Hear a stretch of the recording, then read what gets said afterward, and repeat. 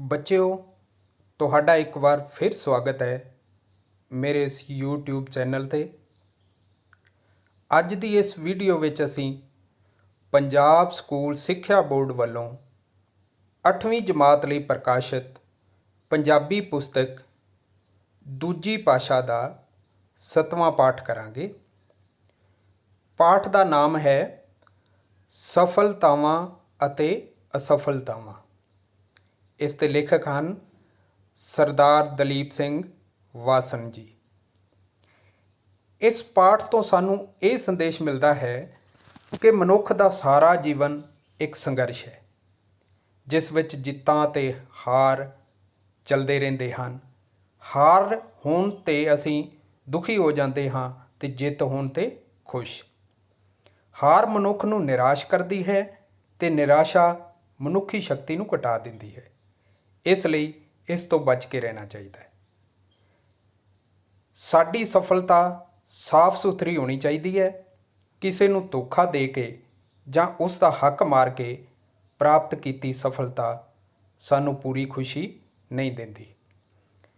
ਆਓ ਅਸੀਂ ਪਾਠ ਸ਼ੁਰੂ ਕਰਨ ਤੋਂ ਪਹਿਲਾਂ ਔਖੇ ਸ਼ਬਦਾਂ ਦੇ ਅਰਥ ਜਾਣ ਲਈਏ। ਪਹਿਲਾ ਹੈ ਜੀਵਨ ਦਾ ਮਤਲਬ ਜ਼ਿੰਦਗੀ। ਦੂਸਰਾ ਸੰਘਰਸ਼ ਦਾ ਮਤਲਬ ਟੱਕਰ ਜਾਂ ਕਸ਼ਮਕਸ਼। ਕੋਲ ਕੁਸ਼ਤੀ। ਬਦਕਿਸਮਤ ਮਤਲਬ ਬੁਰੀ ਕਿਸਮਤ ਵਾਲਾ।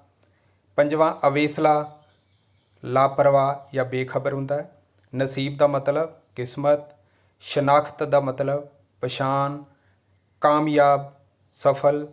ਨੌਵਾਂ ਨਿਰਾਸ਼ ਦਾ ਮਤਲਬ ਹੈ ਨਾਉਮੀਦ। 10ਵਾਂ ਵਿਅਕਤੀਤਵ ਸ਼ਖਸੀਅਤ। 11ਵਾਂ ਹੀਲਾ ਵਸੀਲਾ ਦਾ ਮਤਲਬ ਹੈ ਉਪਾਅ ਜਾਂ ਸਾਧਨ। 12ਵਾਂ ਟੀਚਾ ਦਾ ਮਤਲਬ ਉਦੇਸ਼। 13ਵਾਂ ਮਿਥਨਾ ਮੰਨ ਲੈਣਾ।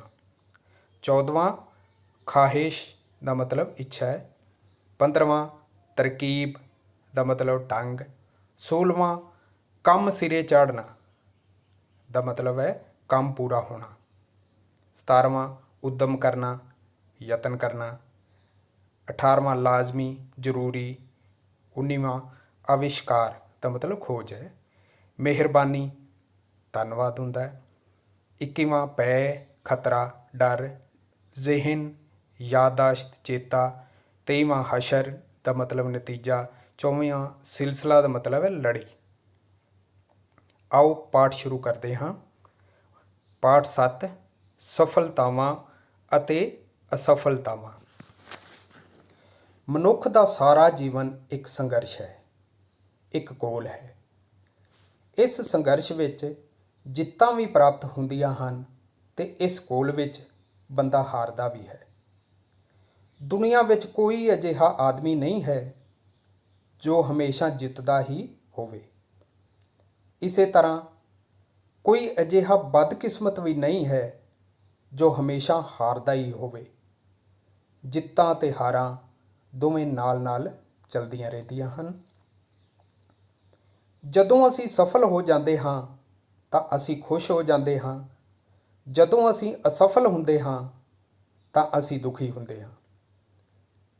ਇਸ ਸੰਸਾਰ ਦੇ ਦੁੱਖ ਸਾਡੀਆਂ ਹਾਰਾਂ ਵਿੱਚੋਂ ਜੰਮਦੇ ਹਨ ਅਤੇ ਸੁੱਖਾਂ ਦਾ ਕਾਰਨ ਸਾਡੀਆਂ ਜਿੱਤਾਂ ਹੁੰਦੀਆਂ ਹਨ।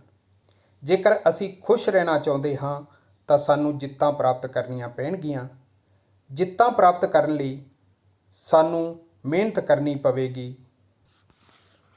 ਜੇਕਰ ਅਸੀਂ ਮਿਹਨਤ ਨਹੀਂ ਕਰਾਂਗੇ ਤਾਂ ਅਸੀਂ ਅਸਫਲ ਹੋ ਜਾਵਾਂਗੇ। ਇਹ ਜ਼ਿੰਦਗੀ ਇੱਕ ਸੰਘਰਸ਼ ਹੈ। ਇਸ ਲਈ ਸਾਨੂੰ ਕਦੇ ਅਵੇਸਲੇ ਨਹੀਂ ਹੋਣਾ ਚਾਹੀਦਾ। ਜਿੱਥੇ ਕਿਧਰੇ ਵੀ ਅਸੀਂ ਅਵੇਸਲੇ ਹੋ ਜਾਂਦੇ ਹਾਂ, ਵਧੀਆ ਮੌਕੇ ਸਾਡੇ ਹੱਥੋਂ ਨਿਕਲ ਜਾਂਦੇ ਹਨ। ਕਹਿੰਦੇ ਹਨ ਕਿ ਵਧੀਆ ਮੌਕੇ ਹਰੇਕ ਨੂੰ ਨਸੀਬ ਹੁੰਦੇ ਹਨ। ਇਹ ਮੌਕੇ ਸਾਡੇ ਅੱਗੇ ਪਿੱਛੇ ਪਏ ਫਿਰਦੇ ਹਨ। ਸਾਡੇ ਕੋਲੋਂ ਇਹਨਾਂ ਵਧੀਆ ਮੌਕਿਆਂ ਦੀ ਸ਼ਨਾਖਤ ਨਹੀਂ ਹੁੰਦੀ। ਅਸੀਂ ਉਹਨਾਂ ਨੂੰ ਪਕੜ ਨਹੀਂ ਸਕਦੇ। ਜਿਹੜੇ ਲੋਕੀ ਵਧੀਆ ਮੌਕਿਆਂ ਦੀ ਸ਼ਨਾਖਤ ਵੀ ਕਰ ਲੈਂਦੇ ਹਨ ਅਤੇ ਉਹਨਾਂ ਉੱਤੇ ਆਪਣੀ ਪਕੜ ਵੀ ਮਜ਼ਬੂਤ ਕਰ ਲੈਂਦੇ ਹਨ, ਉਹਨਾਂ ਲੋਕਾਂ ਦੇ ਨਾ ਕਾਮਯਾਬ ਇਨਸਾਨਾਂ ਦੀ ਸੂਚੀ ਵਿੱਚ ਦਰਜ ਹੋ ਜਾਂਦੇ ਹਨ। ਬਾਕੀ ਅਸੀਂ ਸਾਰੇ ਅਸਫਲ ਲੋਕ ਹਾਂ। ਅਸੀਂ ਮੌਕਿਆਂ ਦੀ ਸ਼ਨਾਖਤ ਕਰਨ ਦੀ ਕਦੀ ਕੋਸ਼ਿਸ਼ ਹੀ ਨਹੀਂ ਕਰਦੇ। ਅਸੀਂ ਅਵੇਸਲੇ ਹੀ ਰਹਿੰਦੇ ਹਾਂ। ਵਧੀਆ ਮੌਕੇ ਆਉਂਦੇ ਹਨ, ਆ ਕੇ ਚਲੇ ਜਾਂਦੇ ਹਨ, ਪਰ ਸਾਡੇ ਪੱਲੇ ਕੁਝ ਨਹੀਂ ਪੈਂਦਾ। ਅਸਫਲਤਾਵਾਂ ਮਨੁੱਖ ਨੂੰ ਨਿਰਾਸ਼ ਕਰਦੀਆਂ ਹਨ। ਇਹ ਨਿਰਾਸ਼ਾ ਮਨੁੱਖੀ ਸ਼ਕਤੀ ਘਟਾ ਕੇ ਰੱਖ ਦਿੰਦੀ ਹੈ। ਬੰਦੇ ਦਾ ਵਿਅਕਤੀਤਵ ਹੀ ਖਰਾਬ ਹੋ ਕੇ ਰਹਿ ਜਾਂਦਾ ਹੈ। ਨਿਰਾਸ਼ਾ ਇੱਕ ਹੋਰ ਨਿਰਾਸ਼ਾ ਨੂੰ ਜਨਮ ਦਿੰਦੀ ਹੈ। ਇਸੇ ਕਰਕੇ ਸਿਆਣੇ ਕਹਿੰਦੇ ਹਨ ਕਿ ਨਿਰਾਸ਼ਾ ਪੈਦਾ ਕਰਨ ਵਾਲੇ ਮੌਕਿਆਂ ਤੋਂ ਬਚਣਾ ਚਾਹੀਦਾ ਹੈ। ਅਸੀਂ ਉਹ ਮੌਕੇ ਪੈਦਾ ਕਰ ਲਈਏ ਜਿੱਥੇ ਜਿੱਤਾਂ ਹਨ, ਖੁਸ਼ੀਆਂ ਹਨ। ਨਿੱਕੀ ਜਿਹੀ ਜਿੱਤ ਵੀ ਖੁਸ਼ੀ ਪ੍ਰਦਾਨ ਕਰਦੀ ਹੈ। ਜੇਕਰ ਅਸੀਂ ਵੱਡੇ ਮੌਕਿਆਂ ਦੀ ਪਕੜ ਨਹੀਂ ਕਰ ਸਕਦੇ ਤਾਂ ਕੀ ਹੋਇਆ?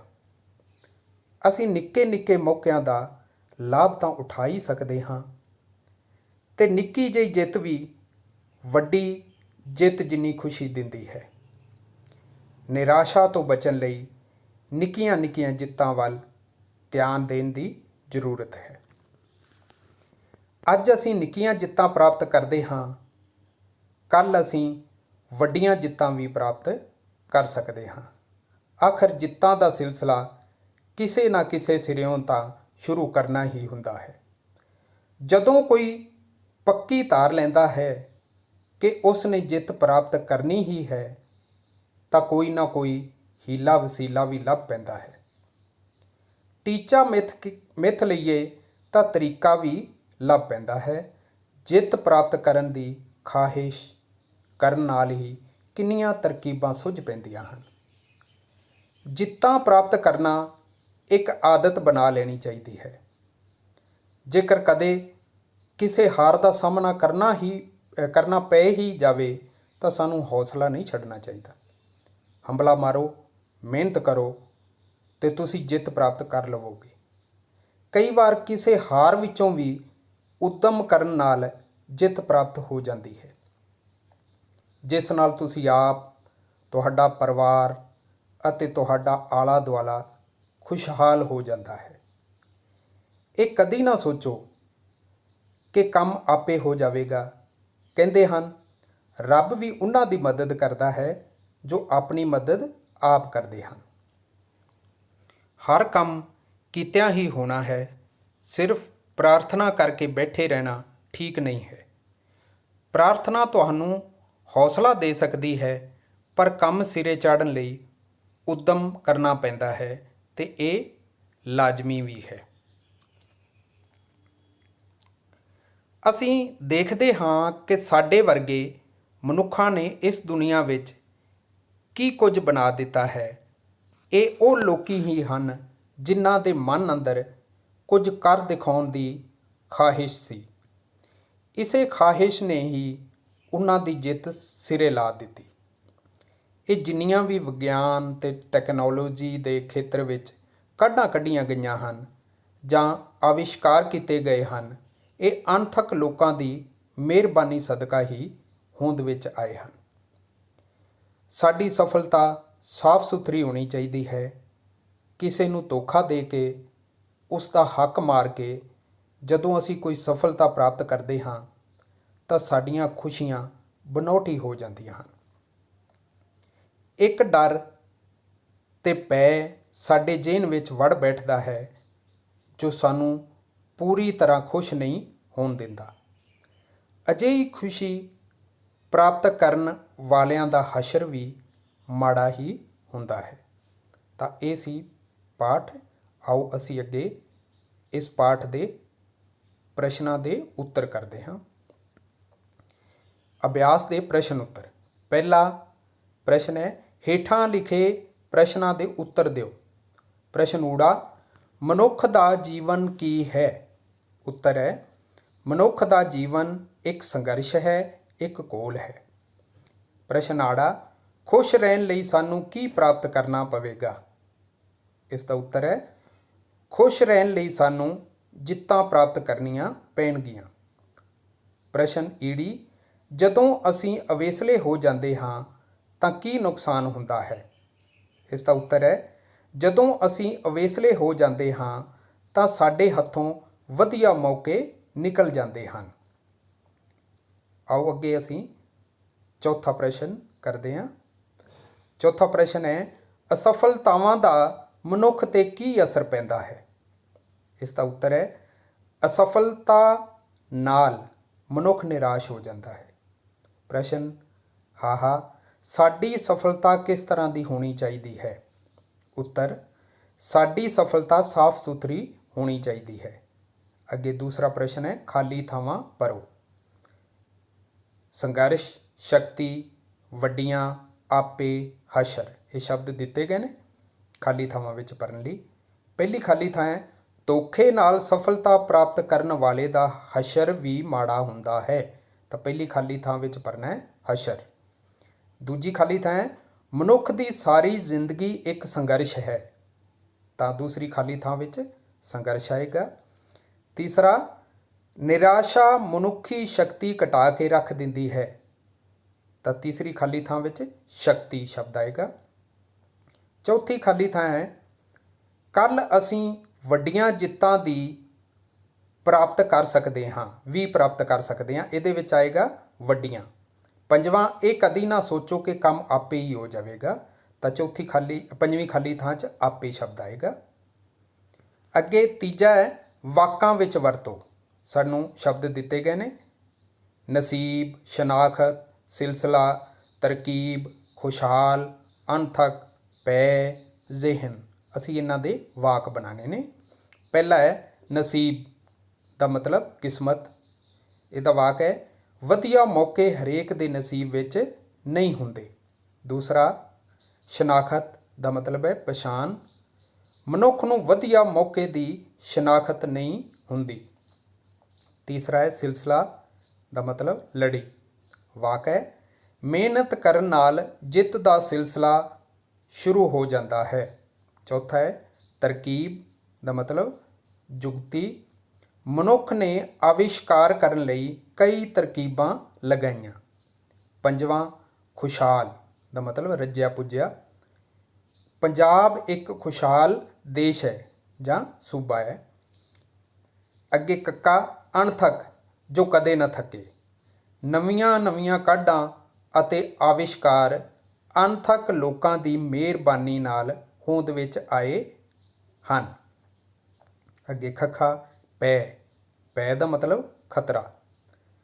ਹਾਰ ਦੇ ਭੈ ਨੂੰ ਮਨ ਵਿੱਚ ਨਹੀਂ ਸਮਾਉਣ ਦੇਣਾ ਚਾਹੀਦਾ। ਅੱਗਾ ਜ਼ਿਹਨ, ਯਾਦਾਸ਼ਤ।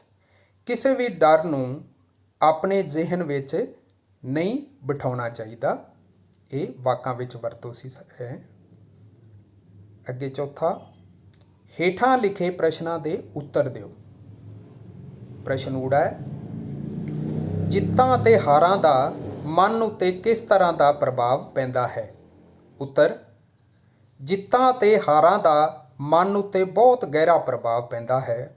ਜਦੋਂ ਸਾਨੂੰ ਜਿੱਤ ਮਿਲਦੀ ਹੈ ਤਾਂ ਸਾਡਾ ਮਨ ਖੁਸ਼ ਹੋ ਜਾਂਦਾ ਹੈ। ਜਦੋਂ ਅਸੀਂ ਹਾਰ ਜਾਂਦੇ ਹਾਂ ਤਾਂ ਸਾਡਾ ਮਨ ਦੁਖੀ ਹੋ ਜਾਂਦਾ ਹੈ।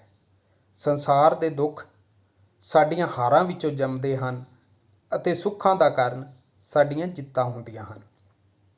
ਪ੍ਰਸ਼ਨ ਆੜਾ ਹੈ, ਜ਼ਿੰਦਗੀ ਵਿੱਚ ਨਿਰਾਸ਼ਾ ਤੋਂ ਬਚਣ ਲਈ ਕੀ ਕੁਝ ਕਰਨਾ ਚਾਹੀਦਾ ਹੈ? ਉੱਤਰ ਇਹਦਾ, ਅਸਫਲਤਾਵਾਂ ਮਨੁੱਖ ਨੂੰ ਨਿਰਾਸ਼ ਕਰਦੀਆਂ ਹਨ। ਨਿਰਾਸ਼ਾ ਨਾਲ ਮਨੁੱਖੀ ਸ਼ਕਤੀ ਘਟ ਜਾਂਦੀ ਹੈ, ਜਿਸ ਨਾਲ ਬੰਦੇ ਦਾ ਵਿਅਕਤੀਤਵ ਖਰਾਬ ਹੋ ਕੇ ਰਹਿ ਜਾਂਦਾ ਹੈ। ਇਸ ਲਈ ਨਿਰਾਸ਼ਾ ਤੋਂ ਬਚਣ ਲਈ ਇਸ ਨੂੰ ਪੈਦਾ ਕਰਨ ਵਾਲੇ ਮੌਕਿਆਂ ਤੋਂ ਬਚਣਾ ਚਾਹੀਦਾ ਹੈ ਤੇ ਜਿੱਤ ਵਾਲੇ ਮੌਕੇ ਪੈਦਾ ਕਰਨੇ ਚਾਹੀਦੇ ਹਨ। ਪ੍ਰਸ਼ਨ ਈਡੀ, ਕਿਸੇ ਨੂੰ ਧੋਖਾ ਦੇ ਕੇ ਪ੍ਰਾਪਤ ਕੀਤੀ ਸਫਲਤਾ 'ਤੇ ਤੁਸੀਂ ਖੁਸ਼ੀ ਕਿਉਂ ਨਹੀਂ ਪ੍ਰਾਪਤ ਕਰ ਸਕਦੇ? ਇਸ ਦਾ ਉੱਤਰ ਹੈ, ਕਿਸੇ ਨੂੰ ਧੋਖਾ ਦੇ ਕੇ ਪ੍ਰਾਪਤ ਕੀਤੀ ਸਫਲਤਾ 'ਤੇ ਅਸੀਂ ਖੁਸ਼ੀ ਪ੍ਰਾਪਤ ਨਹੀਂ ਕਰ ਸਕਦੇ, ਕਿਉਂਕਿ ਕਿਸੇ ਦਾ ਹੱਕ ਮਾਰ ਕੇ ਜਦੋਂ ਅਸੀਂ ਕੋਈ ਸਫਲਤਾ ਪ੍ਰਾਪਤ ਕਰਦੇ ਹਾਂ ਤਾਂ ਸਾਡੀਆਂ ਖੁਸ਼ੀਆਂ ਬਨੌਟੀ ਹੋ ਜਾਂਦੀਆਂ ਹਨ, ਜਿਸ ਦਾ ਡਰ ਜ਼ਿਹਨ ਵਿੱਚ ਵੜ ਜਾਂਦਾ ਹੈ ਜੋ ਸਾਨੂੰ ਪੂਰੀ ਤਰ੍ਹਾਂ ਖੁਸ਼ ਨਹੀਂ ਹੋਣ ਦਿੰਦਾ। ਪ੍ਰਸ਼ਨ ਸੱਸਾ, ਸਾਡੀ ਸਫਲਤਾ ਕਿਸ ਤਰ੍ਹਾਂ ਦੀ ਹੋਣੀ ਚਾਹੀਦੀ ਹੈ? ਇਸ ਦਾ ਉੱਤਰ ਹੈ, ਸਾਡੀ ਸਫਲਤਾ ਸਾਫ਼ ਸੁਥਰੀ ਹੋਣੀ ਚਾਹੀਦੀ ਹੈ। ਸਾਡੀ ਸਫਲਤਾ ਦਾ ਕਾਰਨ ਕਿਸੇ ਦਾ ਹੱਕ ਮਾਰ ਕੇ ਉਸ ਨੂੰ ਪ੍ਰਾਪਤ ਕੀਤਾ ਨਹੀਂ ਹੋਣਾ ਚਾਹੀਦਾ। ਇਸ ਤਰ੍ਹਾਂ ਕਰਨ ਨਾਲ ਸਾਡੀਆਂ ਖੁਸ਼ੀਆਂ ਬਨੌਟੀ ਹੋ ਜਾਂਦੀਆਂ ਹਨ। ਇੱਕ ਡਰ ਸਾਡੇ ਜ਼ਿਹਨ ਵਿੱਚ ਵੜ ਜਾਂਦਾ ਹੈ ਜੋ ਪੂਰੀ ਤਰ੍ਹਾਂ ਖੁਸ਼ੀ ਪ੍ਰਾਪਤ ਨਹੀਂ ਹੋਣ ਦਿੰਦਾ। ਪ੍ਰਸ਼ਨ ਹਾਹਾ, ਇਸ ਪਾਠ ਵਿੱਚੋਂ ਸਾਨੂੰ ਕੀ ਸੰਦੇਸ਼ ਮਿਲਦਾ ਹੈ? ਉੱਤਰ ਹੈ, ਇਸ ਪਾਠ ਤੋਂ ਸਾਨੂੰ ਇਹ ਸੰਦੇਸ਼ ਮਿਲਦਾ ਹੈ ਕਿ ਮਨੁੱਖ ਦਾ ਸਾਰਾ ਜੀਵਨ ਇੱਕ ਸੰਘਰਸ਼ ਹੈ ਜਿਸ ਵਿੱਚ ਜਿੱਤ ਅਤੇ ਹਾਰ ਚੱਲਦੇ ਰਹਿੰਦੇ ਹਨ। ਹਾਰ ਹੋਣ 'ਤੇ ਅਸੀਂ ਦੁਖੀ ਹੋ ਜਾਂਦੇ ਹਾਂ ਅਤੇ ਜਿੱਤ ਹੋਣ 'ਤੇ ਖੁਸ਼। ਹਾਰ ਮਨੁੱਖ ਨੂੰ ਨਿਰਾਸ਼ ਕਰਦੀ ਹੈ ਅਤੇ ਨਿਰਾਸ਼ਾ ਮਨੁੱਖੀ ਸ਼ਕਤੀ ਨੂੰ ਘਟਾ ਦਿੰਦੀ ਹੈ। ਇਸ ਲਈ ਇਸ ਤੋਂ ਬਚ ਕੇ ਰਹਿਣਾ ਚਾਹੀਦਾ ਹੈ। ਇਸ ਪਾਠ ਤੋਂ ਸਾਨੂੰ ਇਹ ਸੰਦੇਸ਼ ਵੀ ਮਿਲਦਾ ਹੈ ਕਿ ਸਾਡੀ ਸਫਲਤਾ ਸਾਫ਼ ਸੁਥਰੀ ਹੋਣੀ ਚਾਹੀਦੀ ਹੈ। ਕਿਸੇ ਨੂੰ ਧੋਖਾ ਦੇ ਕੇ ਜਾਂ ਉਸ ਦਾ ਹੱਕ ਮਾਰ ਕੇ ਪ੍ਰਾਪਤ ਕੀਤੀ ਸਫਲਤਾ ਸਾਨੂੰ ਪੂਰੀ ਖੁਸ਼ੀ ਨਹੀਂ ਦਿੰਦੀ। ਅੱਗੇ ਪੰਜਵਾਂ ਹੈ, ਵਿਰੋਧੀ ਸ਼ਬਦ ਲਿਖੋ। ਤਾਂ ਪਹਿਲਾ ਹੈ, ਨਿਰਾਸ਼ਾ ਦਾ ਵਿਰੋਧੀ ਸ਼ਬਦ ਆਸ਼ਾ, ਸਫਲਤਾ ਦਾ ਅਸਫਲਤਾ, ਹਾਰ ਦਾ ਵਿਰੋਧੀ ਸ਼ਬਦ ਜਿੱਤ, ਸਾਫ਼ ਦਾ ਮੈਲਾ ਜਾਂ ਗੰਦਾ, ਕਾਮਯਾਬ ਦਾ ਵਿਰੋਧੀ ਸ਼ਬਦ ਹੈ ਨਾਕਾਮਯਾਬ। ਛੇਵਾਂ, ਹੇਠ ਲਿਖੇ ਸ਼ਬਦਾਂ ਦੇ ਹਿੰਦੀ ਅਤੇ ਅੰਗਰੇਜ਼ੀ ਸ਼ਬਦ ਲਿਖੋ। ਪਹਿਲਾ ਹੈ, ਜੀਵਨ ਨੂੰ ਹਿੰਦੀ ਵਿੱਚ ਜ਼ਿੰਦਗੀ ਕਹਿੰਦੇ ਨੇ, ਅੰਗਰੇਜ਼ੀ ਵਿੱਚ ਲਾਈਫ। ਦੂਸਰਾ, ਜਿੱਤ ਨੂੰ ਹਿੰਦੀ ਵਿੱਚ ਜੀਤ ਜਾਂ ਵਿਜੈ, ਇੰਗਲਿਸ਼ ਵਿੱਚ ਵਿਕਟਰੀ। ਤੀਸਰਾ, ਲੋਕ ਹਿੰਦੀ ਵਿੱਚ ਲੋਗ, ਅੰਗਰੇਜ਼ੀ ਵਿੱਚ ਪੀਪਲ। ਚੌਥਾ ਹੈ, ਆਦਤ ਹਿੰਦੀ ਵਿੱਚ ਆਦਤ ਅਤੇ ਅੰਗਰੇਜ਼ੀ ਵਿੱਚ ਨੇਚਰ। ਪੰਜਵਾਂ, ਸਫਲਤਾ ਹਿੰਦੀ ਵਿੱਚ ਵੀ ਸਫਲਤਾ, ਅੰਗਰੇਜ਼ੀ ਵਿੱਚ ਸਕਸੈਸ। ਛੇਵਾਂ, ਖੁਸ਼ ਹਿੰਦੀ ਵਿੱਚ ਖੁਸ਼ ਜਾਂ ਪ੍ਰਸੰਨ ਅਤੇ ਅੰਗਰੇਜ਼ੀ ਵਿੱਚ ਇਸ ਨੂੰ ਅਸੀਂ ਕਹਿੰਦੇ ਹਾਂ ਗਲੈਡ। ਸੱਤਵਾਂ, ਹੇਠ ਲਿਖੇ ਸ਼ਬਦਾਂ ਨੂੰ ਸ਼ੁੱਧ ਕਰਕੇ ਲਿਖੋ। ਜਿਵੇਂ ਪਹਿਲਾ ਹੈ, ਜਿੱਤ, ਤਾਂ ਇਹ ਗਲਤ ਹੈ। ਜਿੱਤ ਹੁੰਦਾ ਹੈ ਜੱਜੇ ਨਸਿਆਰੀ ਉੱਤੇ ਅੱਧਕ ਤੱਤਾ ਜਿੱਤ। ਦੂਸਰਾ ਹੈ, ਅਵਸੇਲੇ, ਅਵਸੇਲੇ ਨਹੀਂ ਹੁੰਦਾ, ਅਵੇਸਲੇ ਹੁੰਦਾ ਹੈ। ਐੜਾ ਵੱਵੇ ਲਾਂ ਸੱਸਾ ਲੱਲੇ ਨੂੰ ਲਾਂ ਅਵੇਸਲੇ। ਤੀਸਰਾ ਹੈ, ਸਿਆਣੇ, ਨੰਨਾ ਨਹੀਂ ਹੁੰਦਾ, ਸਿਆਣੇ 'ਤੇ ਨਾਣਾ ਪੈਂਦਾ, ਸੱਸੇ ਨਸਿਆਰੀ ਆੜੇ ਨ ਕੰਨਾ ਨਾਣੇ ਨ ਲਾਂ ਸਿਆਣੇ। ਅਸਫਲਤਾਵਾਂ, ਇਹਦੇ ਵਿੱਚ ਫੱਫੇ ਦੇ ਪੈਰ ਵਿੱਚ ਬਿੰਦੀ ਪੈਂਦੀ ਹੈ, ਅਸਫਲਤਾਵਾਂ। ਇਸ ਤਰ੍ਹਾਂ ਲਾਸਟ ਹੈ, ਸਿਲਸਿਲਾ, ਇਹ ਗਲਤ ਹੈ। ਦੂਸਰਾ ਜਿਹੜਾ ਸੱਸਾ ਹੈ ਉਹਨੂੰ ਬਿਆਰੀ ਨਹੀਂ ਸਿਆਰੀ ਪੈਂਦੀ ਹੈ। ਜਿਵੇਂ ਸੱਸੇ ਨੂੰ ਸਿਆਰੀ ਲੱਲਾ, ਸੱਸੇ ਨੂੰ ਸਿਆਰੀ ਲੱਲੇ ਨ ਕੰਨਾ ਸਿਲਸਿਲਾ। ਤਾਂ ਬੱਚਿਓ, ਇਹ ਸੀ ਪਾਠ ਸੱਤਵਾਂ, ਸਫਲਤਾਵਾਂ ਅਤੇ ਅਸਫਲਤਾਵਾਂ। ਮੈਨੂੰ ਪੂਰੀ ਉਮੀਦ ਹੈ ਕਿ ਤੁਸੀਂ ਚੰਗੀ ਤਰ੍ਹਾਂ ਇਸ ਪਾਠ ਨੂੰ ਸਮਝ ਗਏ ਹੋਵੋਗੇ। ਬੱਚਿਓ, ਜੇਕਰ ਤੁਹਾਨੂੰ ਇਹ ਵੀਡੀਓ ਪਸੰਦ ਆਈ ਤਾਂ ਇਸ ਨੂੰ ਲਾਈਕ ਕਰ ਲੈਣਾ ਅਤੇ ਸ਼ੇਅਰ ਵੀ ਕਰ ਦੇਣਾ ਤਾਂ ਕਿ ਬਾਕੀ ਬੱਚੇ ਵੀ ਇਸ ਤੋਂ ਫਾਇਦਾ ਉਠਾ ਸਕਣ। ਮੇਰੇ ਚੈਨਲ ਨੂੰ ਸਬਸਕ੍ਰਾਈਬ ਕਰ ਲੈਣਾ ਅਤੇ ਬੈਲ ਆਈਕਨ ਦਾ ਬਟਨ ਦਬਾ ਲੈਣਾ ਤਾਂ ਕਿ ਪੰਜਾਬੀ ਵਿਸ਼ੇ ਨਾਲ ਸੰਬੰਧਿਤ ਬਾਕੀ ਜਿਹੜੀਆਂ ਵੀਡੀਓ ਨੇ ਤੁਹਾਡੇ ਤੱਕ ਆਸਾਨੀ ਨਾਲ ਪਹੁੰਚ ਸਕਣ। ਧੰਨਵਾਦ।